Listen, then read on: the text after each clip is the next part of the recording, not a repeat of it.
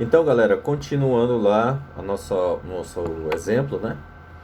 A questão do prefeito, quando ele faz isso, quando ele se promove não à administração pública, porque ele está representando a administração pública, então quando ele faz isso, ele está praticando a impessoalidade, ferindo um dos princípios básicos da administração pública. E com isso ele pode sofrer o que se chama de ação de improbidade administrativa, tá certo? Outra coisa interessante em relação à impessoalidade, esse princípio, vem na súmula 13, súmula vinculante 13 do STF, que ele cita lá, é um pouquinho grande a súmula, mas vou resumir para vocês. Você não pode colocar parentes seus para encargos administrativos. Você, digamos assim, como prefeito, como governador, não pode colocar parentes seus, porque você estaria praticando nepotismo, tá certo? Agora tem duas coisas interessantes.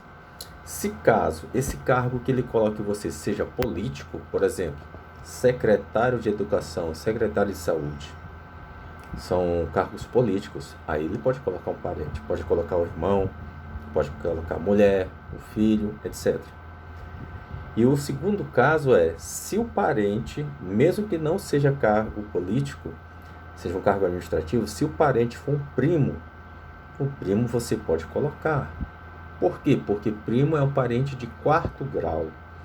E a vedação da súmula só vai até o parente de terceiro grau, tá certo? Então, você dá uma lidinha na súmula 13 que ela fala sobre essa questão do nepotismo que é proibido. Mas, claro, a exceção é se tiver um primo, esse primo for ter chegado, você pode colocar lá na administração pública. Ou se você tiver um cargo político, você pode colocar o seu parente lá. Então se lembre, primeiro, os primos são importantes, nunca esqueçam deles, ok? E segundo, nunca peça um cargo administrativo, peça um cargo político para o seu parente. Continuando, essa questão ainda foi que eu falei aqui, do nepotismo, existe o tal de nepotismo cruzado. O que é isso? É quando uma autoridade, digamos, juiz A, e outra autoridade, juiz B, eles têm filhos, bom, eles não podem colocar o filho deles lá, né, para ser assessor deles, uma coisa administrativa. Mas de repente o juiz já diz, olha, tu coloca meu filho para você ter um assessor, para te ajudar aí, então alguma coisa aí na administração do judiciário, e eu coloco teu filho aqui. Bom, é uma troca de favores, gente. Troca de favores, sendo que um vai abarcar o filho do outro. Isso se chama nepotismo cruzado. E o nepotismo cruzado também ele é vedado pelo STF, tá certo? Isso aí, na verdade, foi o CNJ que trouxe essa questão. Agora não me lembro bem qual era a questão, mas trouxe a questão de proibir, vedar o nepotismo. E aí o STF aproveitou para criar essa súmula vinculante. Então, são observações interessantes que podem cair em nossa prova. Então, continuando aqui, vamos agora para o princípio da moralidade, tá? Então, olha só, é interessante saber que antes um ato imoral, ele era considerado legal não por ser imoral, mas porque ele feria o princípio da legalidade. Mas hoje em dia, o princípio da moralidade já tem autonomia própria, ele responde por si mesmo. Então, olha só, esse princípio ele exige que a conduta praticada pelo agente, pelo administrador, seja pautada de acordo com a ética, com o bom senso, com os bons costumes, sobretudo com a honestidade, certo? Obedecendo não só a lei, como a ética da própria instituição em que o agente trabalha. Hoje em dia, esse princípio ele é um pressuposto de validade de todo ato administrativo, ou seja, a moralidade administrativa. Então, a gente percebe que o agente público ele tem uma questão moral mesmo, tá? A questão moral, gente, é uma questão de pobridade. Pobridade, se você for atrás do sentido, significa integridade, honestidade, retidão, honra. Então, você fazer aquilo de forma decente, certo? Então, olha só, Vamos pegar aqui um exemplo onde pode haver um princípio da moralidade sendo afetado, apesar de aparentemente estar tudo certo. Digamos, existe o prefeito, vamos botar o nome do prefeito, Sérgio. O nosso prefeito Sérgio aí da cidade de Teresina, ele é um cara que sente muito calor. Então, quando ele rola a cidade, ele sente calor demais dentro do carro. Ele diz que o ar-condicionado não dá conta, o ar-condicionado lá da Hilux que ele rola. Então ele resolve comprar uma Mercedes A500 para ele e várias Mercedes A300 para os secretários lá dele. Ótimo, beleza. A administração tem dinheiro? Tem. Tá sobrando? Tá. Beleza, nada de errado aí.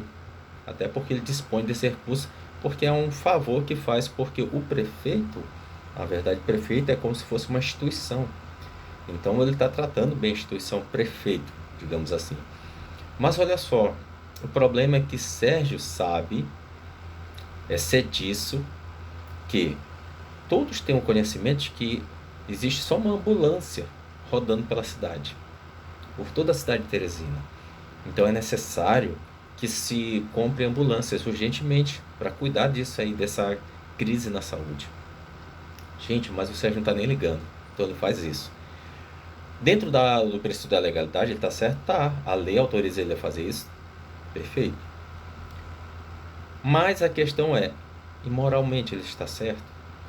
Está agindo com honra, com retidão, com honestidade? Não, não está. Então ele está ferindo o princípio da moralidade. Nesse caso aí, ele pode sofrer até mesmo um ato de improbidade administrativa, para vocês verem quão sério é esse princípio da moralidade, certo? Então, gente, a moralidade administrativa é isso, é observar os padrões de comportamento da administração pública, tá certo? Agora vamos só fazer uma parte aqui. Não se confunde moralidade administrativa com a moralidade, digamos assim, comum do cidadão, tá?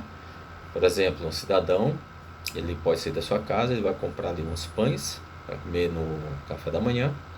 Ele resolve comprar umas latinhas de cerveja que estava na promoção, R$ 1 cada, ele acaba trazendo 10. E aí ele começa o dia embriagado, mas tudo bem, tranquilo, está na casa dele. Dificilmente alguém vai reprovar, talvez a mulher, a mãe, seja lá quem for, reprove a coisa dele. Mas não vai ser uma coisa de cunho geral, beleza. Mas se você é funcionário público, sai para o seu horário de almoço e volta trazendo uma latinha de cerveja, aí você já fere o princípio da moralidade, porque você não será bem visto. Como é que um agente público vai beber durante o expediente de trabalho? E se acontecer alguma coisa? E se der alguma coisa de errado? É porque ele estava bebendo? Pode até não ser por isso, mas fatalmente alguém vai dizer, ele estava bebendo, ele não estava agindo de certo, por isso que ele se distraiu, não fez aquilo, aquilo outro. Então você pode ver que há sim uma diferença entre o princípio da moralidade, né, essa moralidade comum, e a moralidade da administração pública. Ok? Então, meu povo, quando você fere essa moralidade, você tem que ter muito cuidado se você for um agente público. Por quê? Porque no artigo 37, parágrafo 4º, existe um rol de sanções que vão, digamos assim, punir aquela atitude do agente. Vão punir o próprio agente, na verdade, né? Então vamos ver aqui quais serão as possíveis sanções listadas lá no artigo 37, parágrafo 4º da Constituição Federal, quando há um ato de improbidade administrativa. A primeira, suspensão dos direitos políticos.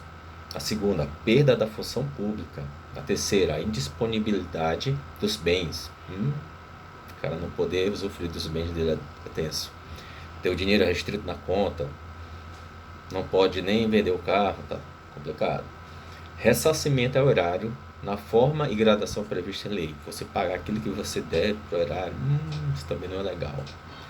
Agora, o que há de se chamar a atenção aqui é o seguinte, que pode cair de pegadinha, entre aspas, na banca, é que a sanção que ele cita primeiro é suspensão dos direitos políticos. Atenção, suspensão não se confunde com cassação. Cassação é quando você perde os seus direitos, né? Então ali não tem cassação, tem só suspensão. Você está, digamos, vedado por um certo período de tempo de exercer seus direitos políticos, mas eles voltam, tá? Ok. E quando nós temos um ato de improbidade administrativa, algum ato assim, a gente pode ter algumas ações contra esse ato, né? As ações populares, ação popular e ação de improbidade administrativa. A diferença é que a ação popular qualquer pessoa pode fazer, qualquer cidadão, tá? E ela não visa punir o agente público, não, ela só visa anular aquele ato que ele fez, tá? Inclusive, até citei um exemplo do juiz, que numa audiência, não sei o que aconteceu, que ele começou a xingar o réu. Chegou. Bom, fatalmente esse ato do juiz vai ser anulado. Eu acho que era a oitiva do réu. E se esse ato continuou, né? O processo. Se esse processo chegou até uma decisão, e essa decisão provavelmente tenha sido desfavorável ao réu, pode ser anulada a decisão. Por quê? Porque vai retroagir até aquele ato. Então vai ter que ser feito aquele ato de novo, tá? O juiz vai ter que fazer aquele ato de novo, ou então de repente eles podem nomear até outro juiz, mas ele vai ter que fazer aquele ato de novo sem chegar ao réu. Aí a decisão vai ser toda anulada e vai voltar tudo e vai ser aquela coisa toda, certo? Beleza. Agora tem o ato de improbidade administrativa. E como a gente viu, quando tem a ação de improbidade administrativa, existe a sanção ao agente infrator. Então ele vai, digamos, ser punido, digamos assim, por aquilo que ele fez. E quem tem autoridade para fazer isso? É o Ministério Público e o terceiro, não, perdão, e a pessoa jurídica interessada. Ok? Então é isso, gente. Esse é o princípio da moralidade em poucas linhas. E para encerrar, nós temos o princípio da publicidade. O que é publicidade? É o dever de transparência da administração pública. Isso é um requisito de eficácia e moralidade, pois só produzirá efeito se for divulgado pelo órgão oficial quando é lei exigível. Ou seja, uma coisa só tem efeito quando você der transparência daquele ato. Por exemplo, a aposentadoria. A aposentadoria tem que sair lá no diário oficial que a pessoa está se aposentando para poder ela se aposentar. Senão não vai produzir o efeito, certo? Um outro exemplo aqui que nós temos é na Lei 8.112, que diz que o início do exercício de função de confiança e aposentadoria voluntária, como eu estava falando, coincidirão com a data de publicação do ato de designação. Então, se exige a publicação no órgão oficial para que o ato inicie seus efeitos. Se você não der transparência daquilo, publicidade, você não vai poder produzir os efeitos daquilo que você pretende, tá certo? Outra coisa, os contratos administrativos, a mesma coisa. A Lei 8.666 de 93 exige a publicação resumida do instrumento contratual na imprensa oficial para ter eficácia. Senão, não vai. Ok? Então, gente, veja só. A regra é a publicidade. Claro que tem exceções. E quando é que ocorrem essas exceções? É quando existe a questão da segurança, né, do Estado ou da sociedade. Por exemplo, a Lei 12.527 de 2011, Lei de Acesso à Informação, ela já vai regulamentar essa coisa bem aí, essas exceções bem aí. O que traz lá, o que é trazido lá na Constituição Federal, certo? E outro ponto interessante é que quando se defende a intimidade ou a privacidade de alguém, também existe essa exceção. Então, regra, publicidade, exceção, quando se trata de segurança do Estado, né, da sociedade, e quando invadir a intimidade ou a privacidade de alguém. Ok? Gente, eu vou parar por aqui porque já vai dar 15 minutos e você já sabe que o YouTube não deixa subir mais 15 minutos. Valeu, um abraço, até a próxima.